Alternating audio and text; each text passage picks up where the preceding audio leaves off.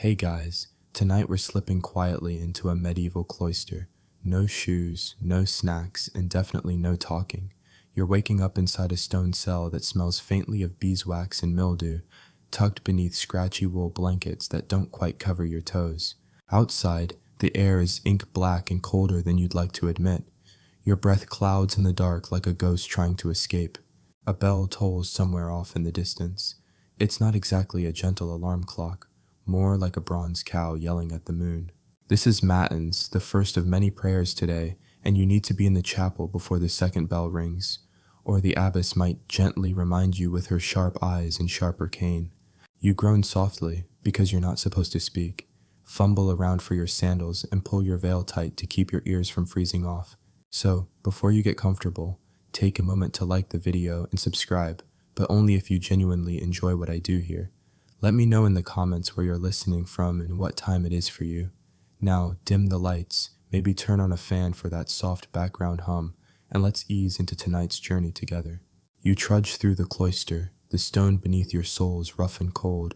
Other nuns are shadows gliding silently beside you, most too sleepy to manage anything more than a half-hearted nod. The chapel glows with the flicker of candlelight, and the air smells of incense, old wood, and something faintly like cabbage. You kneel, not because your knees are ready, but because that's what one does. Matin starts in Latin, which you've memorized more or less by heart. You chant slowly, mechanically, with the rhythm of someone who said the same words every morning for years. This is the first hour in the liturgy of the hours, a system that breaks the day into chunks of prayer like oddly spiritual time slots. And you'll do this 7 more times today. Still, it's not all reverence. Some sisters have a soft snore disguised as a hum. One near the back has been praying, with her eyes closed for 10 minutes now. You try not to smirk. Historians still argue whether these pre-dawn rituals were truly mystical experiences, or just synchronized sleepwalking. Matins might be followed by lauds depending on the order, which, unfortunately for you, means standing through another round of psalms while your stomach begins a slow, disgruntled protest. You shift your weight to keep your feet from falling asleep. The cold finds its way through every layer of linen and wool, and the tips of your fingers are going a little numb. You start thinking about porridge. Interestingly, while most nunneries followed strict Benedictine rules, prayer, work, silence, some adapted, a few orders allowed slight variations. In certain French abbeys, for example, matins might be delayed in winter until the sun had peaked over the hills, mostly so no one got frostbite en route to salvation. Others were less generous. There's always at least one sister who chants too loud and slightly off key. She means well, but you start silently mouthing the words instead, letting your brain drift to warmer thoughts. I'll imagine you're back in your family's kitchen, before the vow of silence, before the vow of obedience, before the vow of no cheese unless it's Friday. By the time the final amen trails into the rafters, your knees are aching, your back stiff, and your stomach is doing Gregorian chants of its own. Back through the cloister you go, under a sky just beginning to hint at dawn. Your breath is a ribbon in the air. A new day begins, but you already feel like you've lived half of it. You return to your cell briefly, just long enough to fold your blanket, splash your face with cold water from a basin, and try to look moderately holy. You catch sight of yourself in a bit of polished metal. You look like a ghost who's late for a theology exam. Perfect. Most medieval nuns didn't live lives of grand drama. They lived lives of structure, of repetition, of stillness and small sacrifices. But hidden in the folds of these cold mornings, these endless prayers, was a kind of quiet defiance. You got up, you prayed, you endured, and now you earn your porridge. The bells stop and the day properly begins, not that anyone's jumping for joy. You follow the shuffling feet through the cloister, arms tucked in to preserve whatever body heat you've managed to build since matins. The sun is only now beginning to stretch its fingers across the courtyard, but you don't get to pause and admire it. You've got an appointment with cold porridge and colder conversation. Technically, silence is still in effect during meals, but there's always some soft scraping, throat clearing, maybe a muffled sniffle or two from a novice trying not to sneeze. The refectory is long, narrow, and filled with benches that were clearly not designed with comfort in mind. You take your usual seat, hands folded, eyes down. A server nun walks the room with a ladle and a wooden bucket that looks suspiciously like it was last cleaned during the First Crusade. And then it lands in front of you, a grayish scoop of oat porridge, lightly steamed and even more lightly flavored. If you're lucky, it was made this morning. If you're really lucky, there might be a raisin. You dig in politely, if only because breakfast is technically a blessing. Your teeth meet something slightly crunchy. Could be barley, could be a bug. You say nothing. Nun across from you gives a tiny conspiratorial smirk. You two have an unspoken agreement. You don't rat her out for sneaking extra honey when she's on kitchen duty, and she doesn't mention your slight tendency to nap during Vespers. The walls of the refectory are adorned with faded paintings, maybe saints, maybe donors with bad haircuts, and a large crucifix overlooks the room. A single reader stands at the front, reciting scripture while the rest of you chew and swallow in near-perfect rhythm. It's a bizarre soundscape, slow Latin droning over the gentle squelch of porridge consumption. Historians still debate how strictly silence was enforced. Some records suggest rigid quiet, others mention hushed whispers and even occasional giggling when the abbess wasn't looking.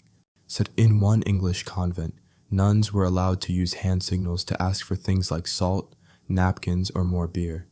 Because yes, beer was sometimes breakfast. A nun needed her barley-based courage in the cold. Today's breakfast, however, is dry and uneventful. After the final scoop disappears into your stomach, you bow your head in thanks. Another sister clears your bowl. You rise and file out quietly, trying not to knock over the bench with your habit. Again. Back in the cloister, the wind snakes through the archways like a bored ghost. You glance toward the small herb garden, still shadowed by the surrounding walls. Later, you'll probably be assigned to weed it. For now, it's time for a bit of housekeeping. Did you think being a bride of Christ meant skipping chores? Wrong. Today's assignment, laundry. You and two others head toward the lavatorium, a place as damp and grim as it sounds. There's a wide stone trough where water runs from a nearby spring, or trickles more like. When the weather's cold, you roll up your sleeves and plunge your hands into the freezing water. Your fingers immediately begin negotiating the terms of their resignation. The laundry consists mostly of habits, coifs, and undergarments, nothing glamorous, but all essential. You scrub cloth against a ridged board with homemade soap, which smells faintly of lavender and strongly of regret. The rhythm is oddly soothing once you go numb. Scrub, rinse, wring, sigh. You think of Sister Agnes, who once accidentally dyed half the convent's habits pink with her experimental beetroot softener. She was forbidden from soap making for a year, and you still call her Saint Valentine behind her back. Laundry isn't just work. It's prime gossip time, when no one's around to overhear. A novice whispers that someone might have snuck a letter out with the fish merchant last week. Someone else hints that Sister Helena's been hoarding candle stubs to melt her own secret wax. You raise an eyebrow, subtle rebellion in the age of saints. But then again, rebellion here is more about small things, an extra blanket folded under your knees during prayer, humming a secular tune beneath your breath, sketching a smiley face in the laundry steam on the window. Historians still argue whether nuns lived in complete isolation from the world. Evidence from letters and monastery records suggests some had more contact than we assume, especially in communities where the abbey functioned like a self-sustaining village. Nuns might have overseen tenants, managed property, and dealt with tradesmen. They weren't exactly roaming free, but they weren't hermits either. You finish the laundry with fingers wrinkled like boiled raisins and the lingering smell of soap clinging to your sleeves. You haul the basket into the drying hall, more like a glorified attic with lines strung between beams, and hang the habits up one by one. The room is cold and gray, but it's quiet, peaceful. You stand for a moment beneath the fluttering linen, imagining you're somewhere else entirely. A different life, one with cheese. Then the bell rings again. Time to return to the chapel. Time to sing like your soul depends on it, even if your nose is running and you're still a bit damp. You pull your veil straight and head back out, face stung pink by the wind, your soul mildly annoyed but obedient. You shuffle back into the chapel, cheeks still tingling from the wind and fingers stiff from laundry duty. The sun has crept fully into the sky now, but that doesn't mean warmth. It just means the daylight can now illuminate how uneven your hem is.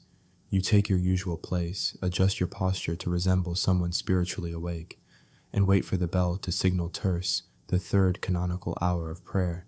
And then you chant. Again, it's only mid-morning, but already your voice feels like a creaky hinge on a chapel door. This time the psalms are sung in call and response, and your side seems to be dragging just a bit behind. Someone coughs out a hosanna like it personally wronged them. You do your best to focus, but your brain, ever the rebellious organ, is instead wondering if anyone ever enjoyed chanting in the rain with mild sinus pressure. Historians agree that chant practice was central to monastic life, not just for devotion, but as a form of discipline, unity, and mental focus. You weren't just singing, you were synchronizing your soul with the divine, or at least with Sister Mildred's unfortunate attempt at harmony. Gregorian chant was the Spotify of the 12th century, and you were on loop. Once terce wraps up, you finally make your way to the scriptorium, a dim, chilly chamber full of long tables, ink pots, and parchment that curls slightly at the edges from humidity. The air is heavy with the smell of vellum and lamp oil, and here, you spend the next few hours copying psalms in painstaking miniature Latin script. You've done this for so long that you can recite half the book of Psalms backward. You've also developed a deeply personal hatred for the letter Q. The tools of your trade are basic but temperamental. Quill pens that splatter if you breathe too hard, ink that freezes if the window's cracked open, and parchment that acts like it's personally offended by your handwriting. You dip the nib into the ink, tap it twice, and carefully begin a new verse. You've only managed a few lines when the ink blots. Again. You mutter something under your breath that technically breaks the vow of silence but isn't quite a sin. Maybe. You blot it gently with a bit of linen and hope the abbess doesn't notice. Here's the thing most people forget. Not every nun was a silent, devoted scribe. Some were exceptional artists, illuminating manuscripts with gold leaf, intricate flora, and even hidden jokes. You've seen margins with birds wearing mitres, frogs juggling communion wafers, and one memorable donkey giving a sermon. Historians still debate how many of these were acts of subtle resistance, private amusement, or just a nun's version of doodling during the class. You glance at Sister Joanna, who's humming very quietly as she draws an angel with disproportionately large feet. She's talented, but clearly tired. Another nun across the table has dozed off mid-sentence. Her quill is still in her hand, but her head is slowly drooping toward her blotter.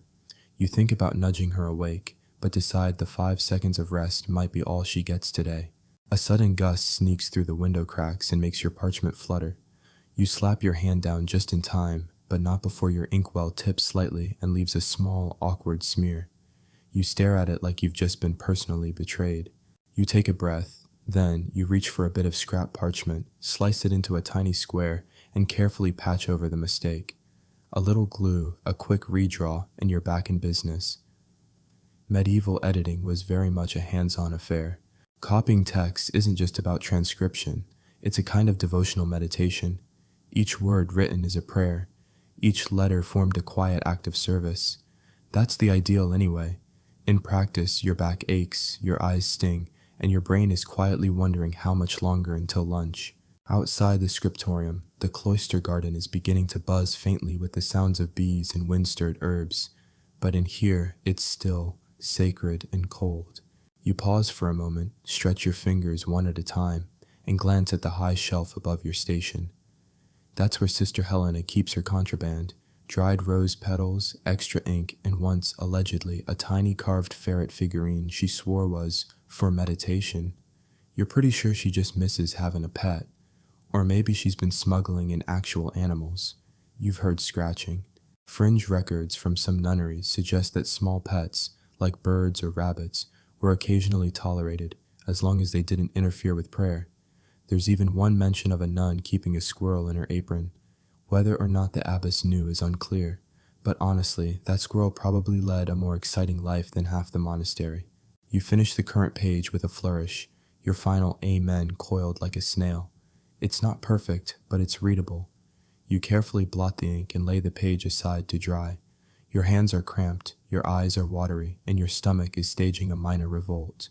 The bell rings again. You close your ink pot, wipe your fingers on the linen square, and whisper a quick prayer of gratitude, not for divine insight, but for not ruining another manuscript today. One more hour until food, one more step closer to warmth. You return your tools to their place, tuck the unfinished page back into its folder, and stretch your arms overhead. For a moment, the light through the window glances off the gold leaf of someone's illuminated halo and casts a shimmering pattern across the table. It's beautiful, brief, gone. Time for lentils. The bell's tone is deeper now, like it's tired, too. You stand, brush the dried ink flakes from your sleeves, and join the others filing slowly from the scriptorium. The corridor smells faintly of rosemary. Someone's tried to mask the mildew again. You walk toward the refectory for midday meal, and though your fingers are still stiff, your pace picks up a little. Because this time, there might actually be warm food. The kitchen's hearth has been burning since before terce, and you feel the heat as soon as you pass through the doorway. Blissful, buttery heat. The scent hits you like a benediction. Lentils simmered with garlic, onion, and a smidge of last year's carrot harvest. It's not exactly divine cuisine, but after hours of ink and cold, it's practically a feast. You sit once more on the same rigid bench, now well worn to the shape of 100 holy posteriors. A serving sister places a wooden bowl in front of you. Lentils, definitely. A small slab of coarse bread appears beside it, so dry it could double as roof tile. Still, you dunk the bread in the broth, chew slowly, and feel the warmth spread like grace through your ribs. Today, the scripture reading is from the book of Job, which feels a little on the nose given the state of the bread. Still, you nod reverently. A few glances bounce around the room as the reader's monotone gives way to the gentle clatter of spoons on wood. Someone sneezes. No one dares bless her out loud. You eye the kitchen door as a novice slips through carrying a basket. Was that a cheese rind? You try not to salivate. Cheese was allowed occasionally, depending on your order's rules and whether it was a feast day or just a particularly merciful cook. The hope of cheese is what gets you through most Wednesdays. Historians still argue how varied medieval nunnery meals truly were. Some convents kept detailed accounts of chickens, ale, and even exotic spices donated by wealthy patrons. Others subsisted on what grew in their gardens, root vegetables, legumes, and whatever God provided, or didn't. There are even records of nuns brewing their own beer, which they considered safer than water and infinitely more cheerful. Today, though, it's just lentils and dry bread, and honestly, you're grateful. Anything not scraped off a monastery wall or dipped from a half-frozen bucket is a win. You finish eating, scrape your bowl clean with the edge of your bread, and nod a small thanks. The reader wraps up with a psalm. The abbess clears her throat in a tone that means amen and go already. And the whole table rises in near-perfect silence. You return to your cell briefly, not to sleep, you're not allowed to, but to lie flat and contemplate. Yes, contemplative rest is real, and it's built into your schedule. It's called the siesta that isn't a nap. You lie down, fully clothed, hands folded on your chest like a very self-aware corpse, and try not to drift off.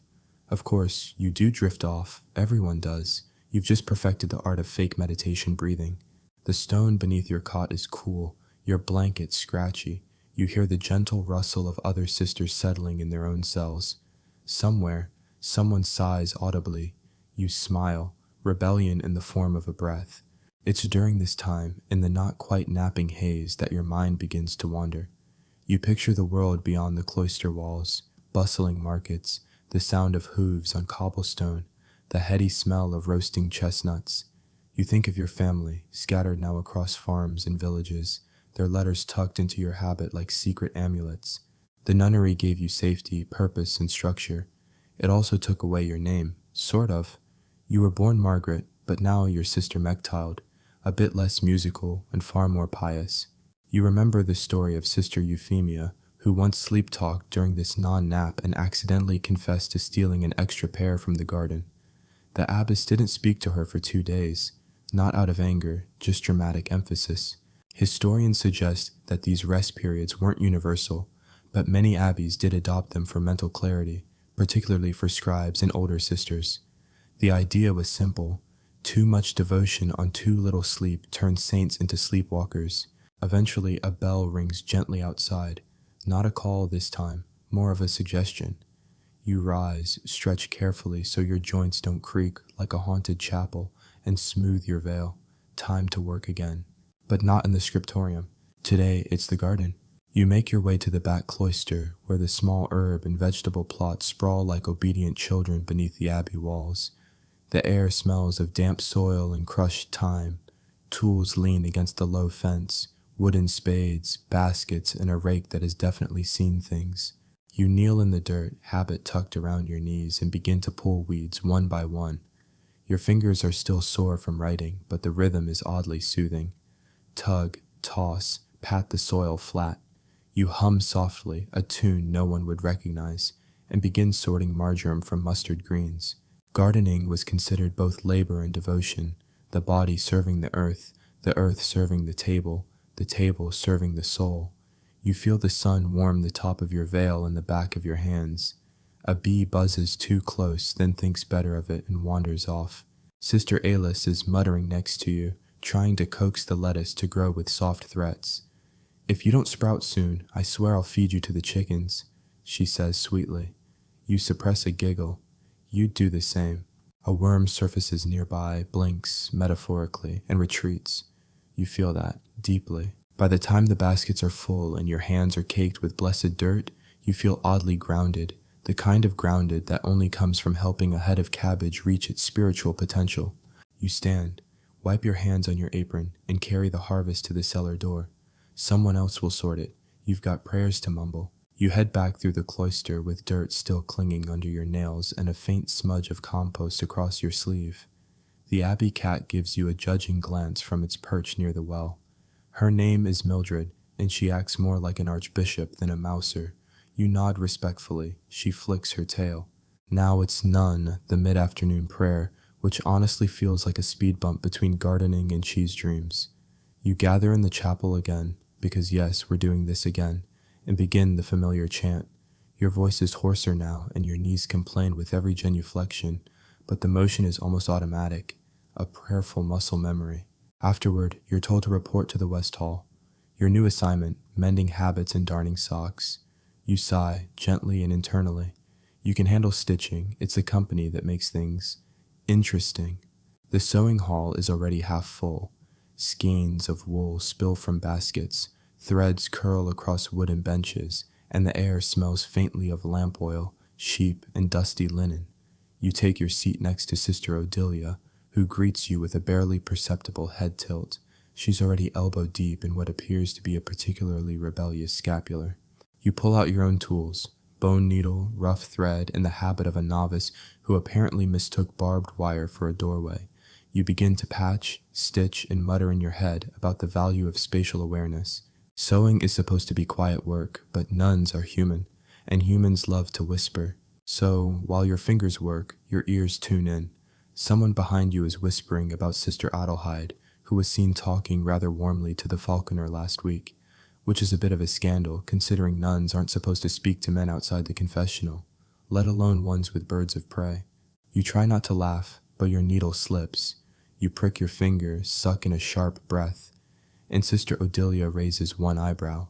She's old enough to remember when you were a novice and still trying to thread needles by squinting angrily at them.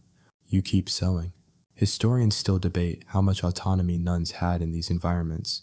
Some claim they lived lives of total restriction, controlled by abbesses, bishops, and strict rules. Others point to records of independent convent economies, women writing their own charters or running schools for girls. It seems that, even in silence, there was room to shape the world. You finish one sock, neatly darned if you do say so yourself, and start on the next. Your mind wanders as the wool passes through your fingers. You think about the Abbey's one great scandal a few years back when a sister tried to run away disguised as a pilgrim. She only made it to the stables before sneezing from all the hay and giving herself away. They made her copy the entire book of Jeremiah as penance. You learned a lot of creative swearing in Latin that month. Across from you, a younger nun is sewing too slowly, tugging the thread like it's a rope for saving souls. You nudge her gently with your elbow and pass her a needle with a smoother point. She looks at you with grateful, sleepy eyes. There's always a hierarchy in these places, not based on age, always, but on quiet competence. Who can lead chant? Who can organize the food stores? Who can sew a cassock that doesn't ride up awkwardly during kneeling? By the time you finish mending your final habit, your back is sore, your eyes are strained, and your fingers feel like dry twigs. But you've also heard 2 new bits of gossip, helped 3 novices, and possibly improved your seat in the Abbey's silent social ladder. You rise, stretch, and shake the threads from your lap. It's still too early for supper, too late for a nap, and just the right time to disappear into your favorite spot. the storage attic. Technically, you're not supposed to be up there without permission. Technically. But if you take the stairs quietly and leave the latch slightly ajar, no one will ask.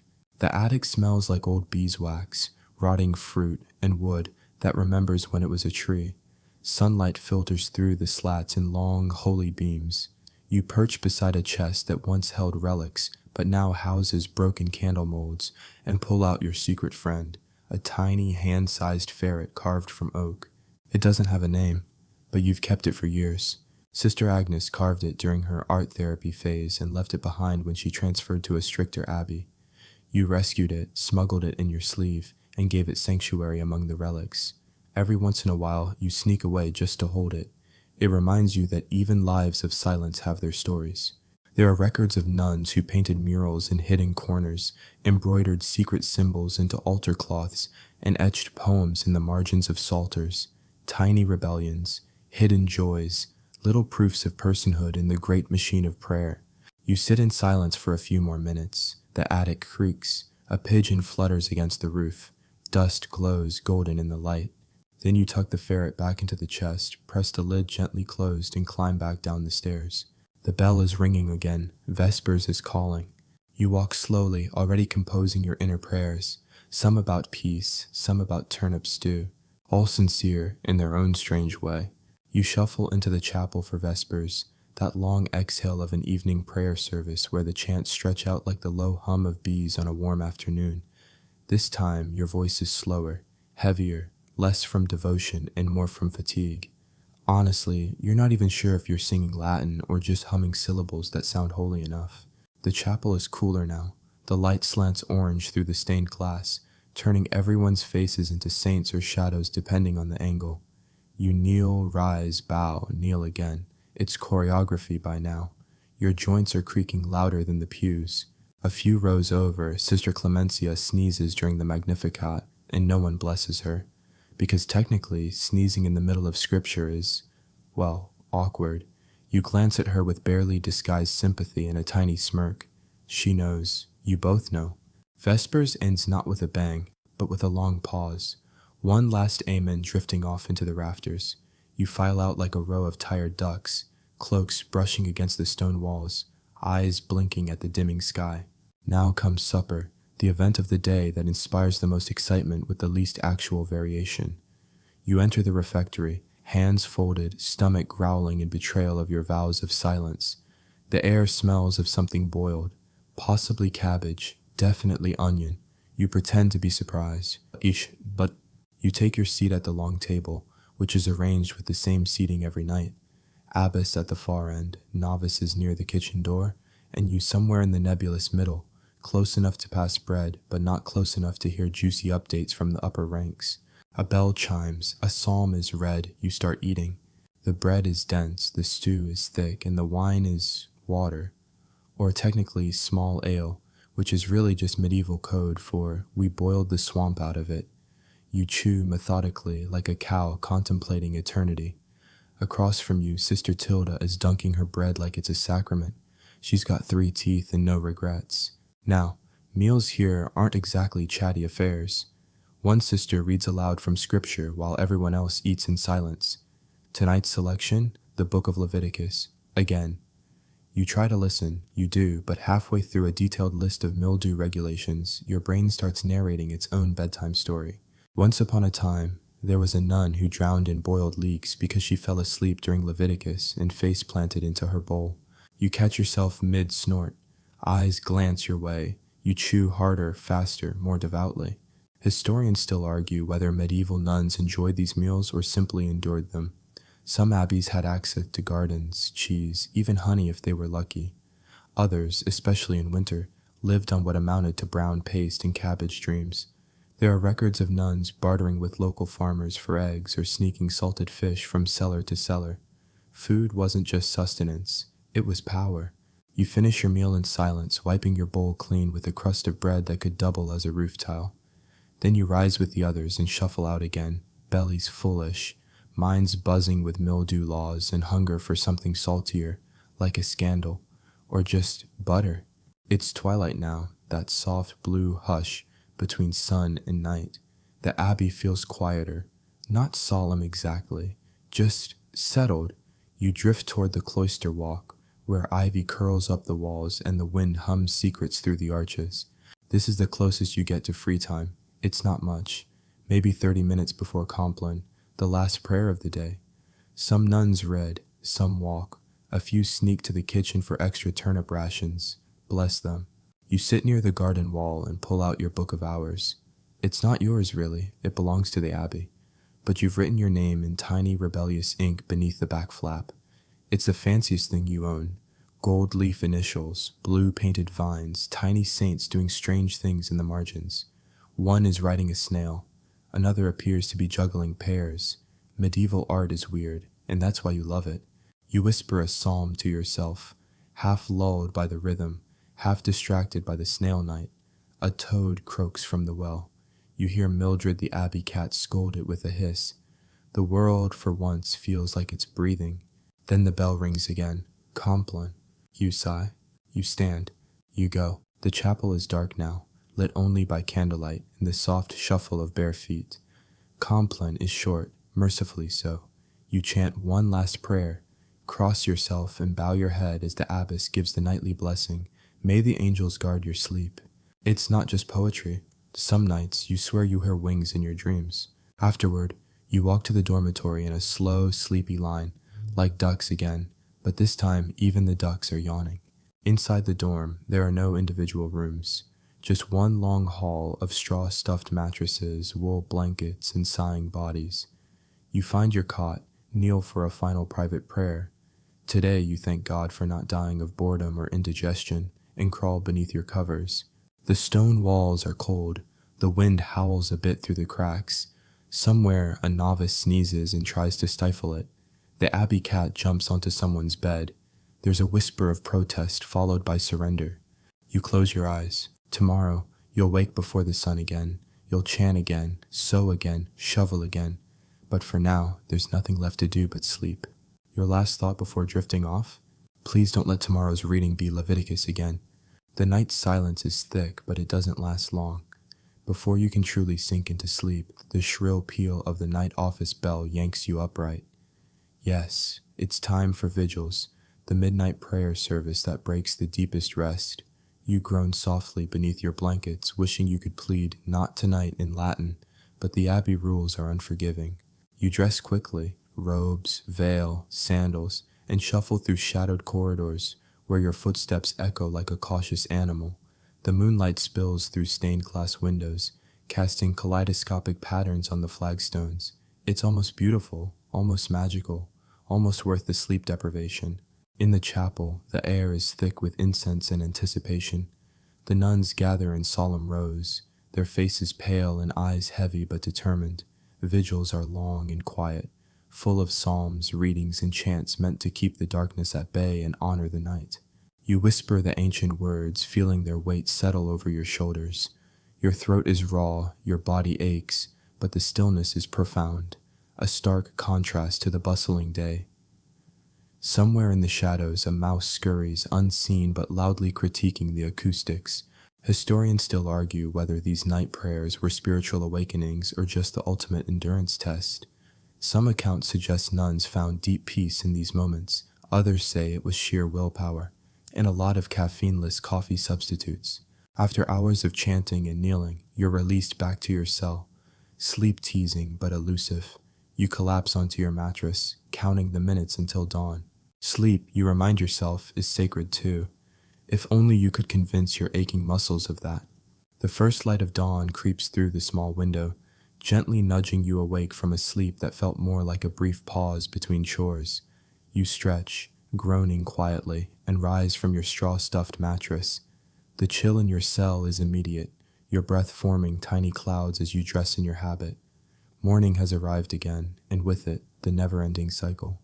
You make your way to the chapel for matins, the pre-dawn prayer service, still rubbing the sleep from your eyes. The stone floors are cold beneath your sandals, the air crisp with the scent of dew and distant wood smoke.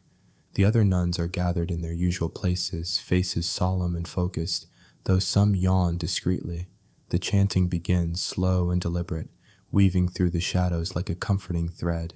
Your voice joins the chorus, a little hoarse but steady. The flickering candlelight dances off the carved wooden pews, casting elongated shadows that seem to move with the rhythm of the prayers. You find a strange comfort in this early hour, the world outside still silent and untouched by the day's labors. Historians continue to debate the exact structure and timing of matins across different abbeys.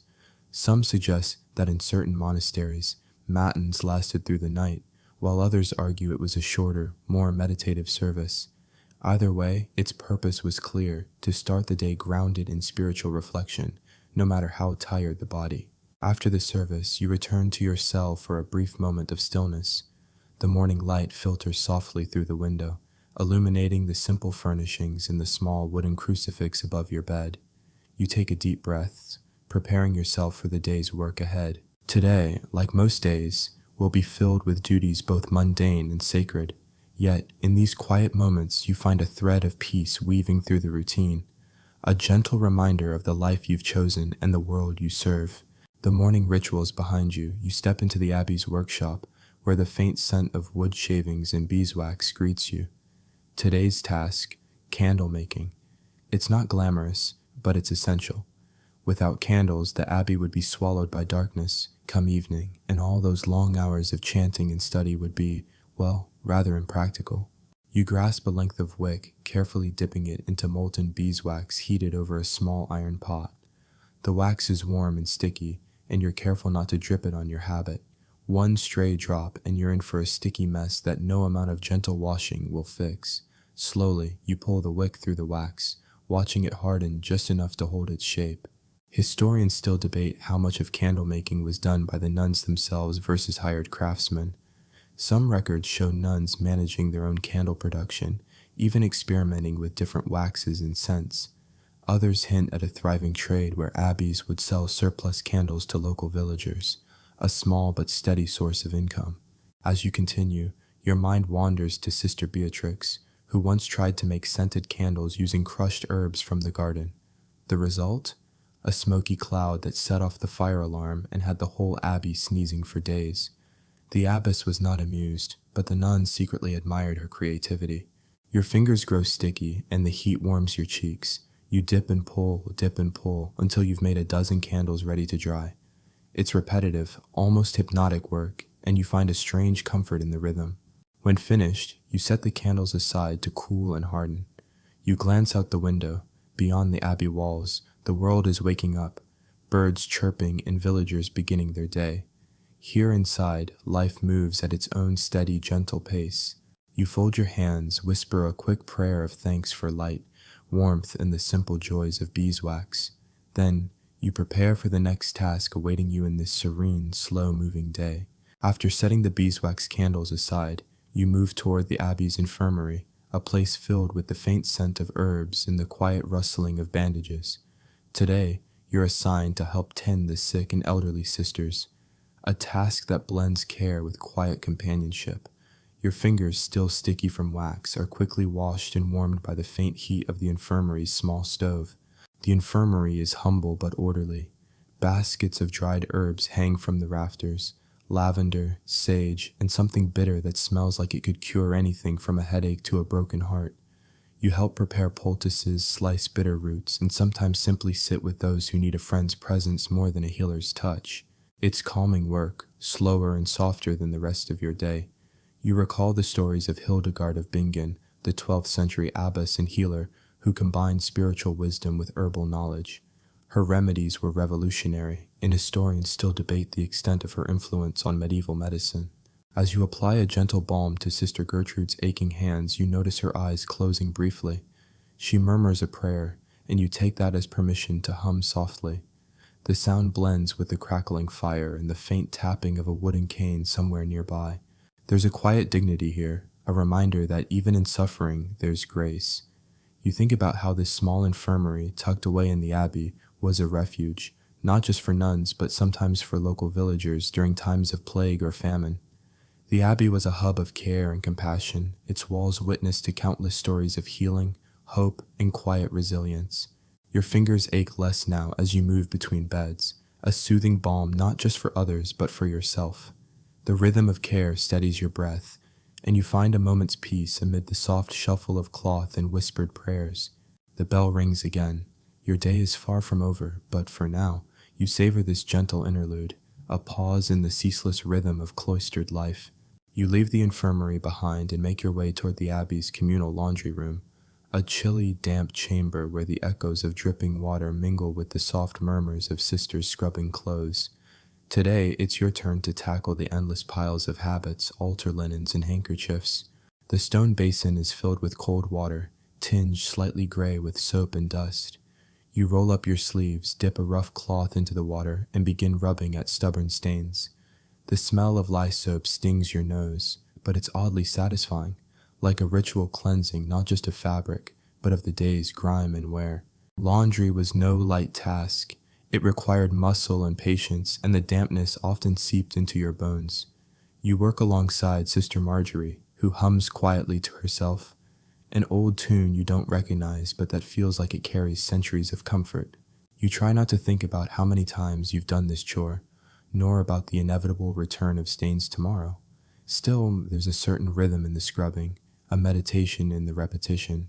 Some abbeys had dedicated laundry days, others expected nuns to wash as needed, and while historians debate the extent of outsourcing, it's clear that manual labor like this was an essential part of monastic life, a physical counterpoint to the mental and spiritual discipline of prayer. As you rinse the last garment and hang it over the drying rack, you notice a curious sparkle caught in the folds of a veil, a tiny thread of silver that glints in the fading light, perhaps a gift from a generous patron, or just a trick of the eye. You tuck it carefully into your pocket, a little treasure, a reminder that even in the dullest tasks, there can be unexpected beauty. You dry your hands and prepare for the next part of your day, the soft hum of water still echoing in your ears. The afternoon sun has softened into a gentle warmth as you step outside for your next duty, tending the abbey's beehives. The apiary is nestled just beyond the vegetable garden, tucked behind a low stone wall, where the buzzing of bees fills the air with a constant, calming hum. You approach the wooden hives carefully, mindful not to startle the busy workers. The bees are as much a part of the abbey as the stones and the prayers, providing honey not only for sweetening meals, but also for medicinal salves, and of course, those famously sticky candles. You don a simple veil to protect your face, though it's more for tradition than actual defense. After all, the bees have grown used to human presence over the years. With a small brush, you gently coax them away from the honeycombs, inspecting the frames for signs of disease or damage. Historians still debate the extent of medieval beekeeping techniques. Some records describe sophisticated hives made from hollowed logs, while others point to simple straw skeps. Regardless, bees were sacred creatures in monastic life, symbols of diligence, community, and purity. As you work, your fingers brush against the warm honeycomb, sticky and sweet-smelling. You pause for a moment, savoring the scent and the peaceful buzzing that seems to echo your own thoughts. Nearby, a cluster of wildflowers nod in the breeze, their colors muted but persistent. You recall the whispered tale about Sister Winifred, who once attempted to train the abbey's bees to respond to a bell, much like the nuns responding to prayers. The experiment was inconclusive, but the bees apparently enjoyed the novelty. Your task is simple but important. Ensure the hives are healthy, the queen bee is thriving, and the honey flow is steady. The harvest may come later, but the care you provide now is crucial. As you finish, you carefully close the hives and brush the stray bees from your sleeves. You feel a quiet satisfaction in this connection to the natural world, a brief escape from stone walls and silent halls. The abbey's rhythm continues, steady and slow, like the gentle beat of a hummingbird's wings. You leave the gentle hum of the apiary behind and head toward the abbey's library, a place both sacred and mysterious. The heavy scent of parchment and dust welcomes you as you enter, a small sanctuary of knowledge amid the stone and silence. Your task today is to help organize the manuscripts, carefully arranging scrolls and codices that have been stacked haphazardly during recent renovations. The shelves creak under the weight of centuries of wisdom, and you marvel at the tiny, detailed illustrations that adorn the margins of some texts, little scenes of saints, mythical creatures, and once, curiously, a rabbit riding a snail. The librarian, an elderly sister named Sister Beatrice, hands you a fragile manuscript. She explains that it's a recent acquisition from a distant abbey, containing prayers and medical remedies.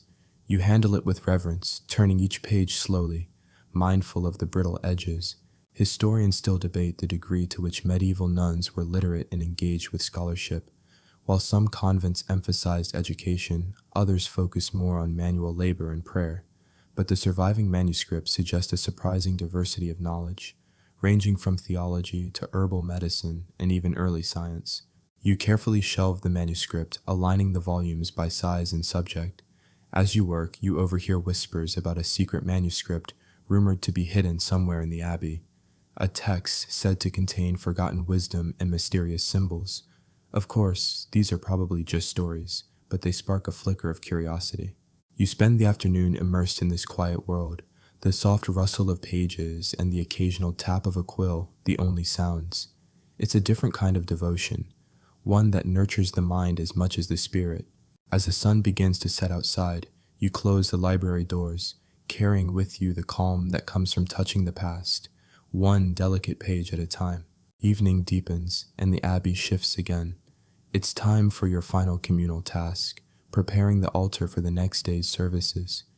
The chapel is hushed, bathed in flickering candlelight that casts long, wavering shadows across the stone floor.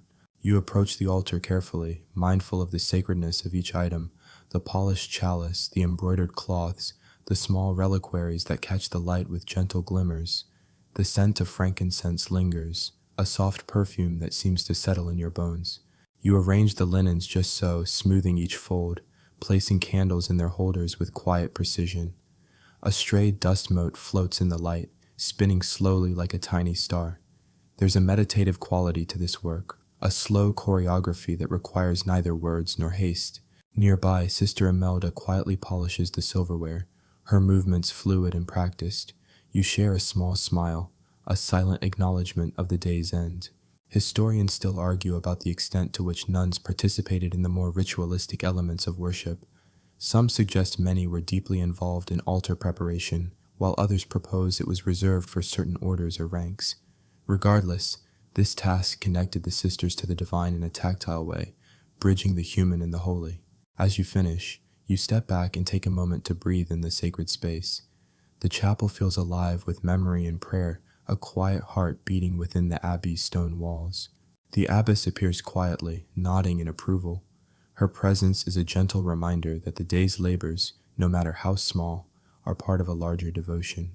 You extinguish the last candle, the chapel darkening except for the faint glow of twilight through the stained glass. Outside, the evening birds call softly, their songs threading through the night.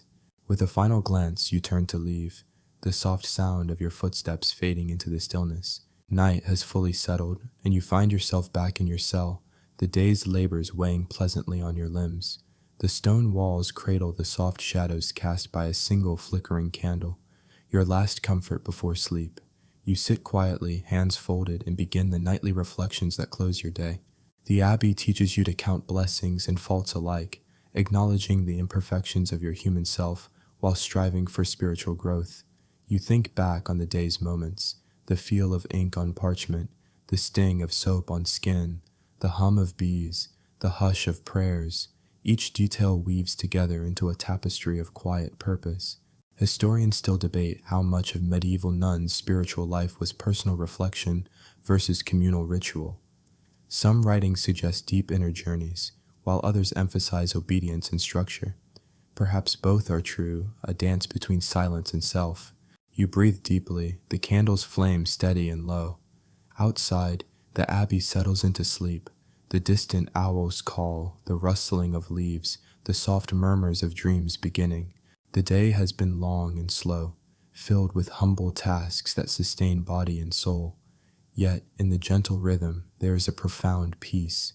The world beyond these walls is noisy and unpredictable, but here, in this ancient sanctuary, time moves like honey, thick, sweet, and slow enough to savor. You lay down on your straw mattress, the rough blanket pulled snug. Your thoughts grow quieter, the mind's chatter softening. The candle guttering signals the final moments before darkness fully claims the room. You close your eyes and drift, cradled by centuries of whispered prayers and the gentle pulse of cloistered life. Wind down, Now, as you float further into rest, feel the softness of the stone beneath you and the quiet breath of the abbey around you. Let your thoughts slow, drifting like autumn leaves on a gentle breeze.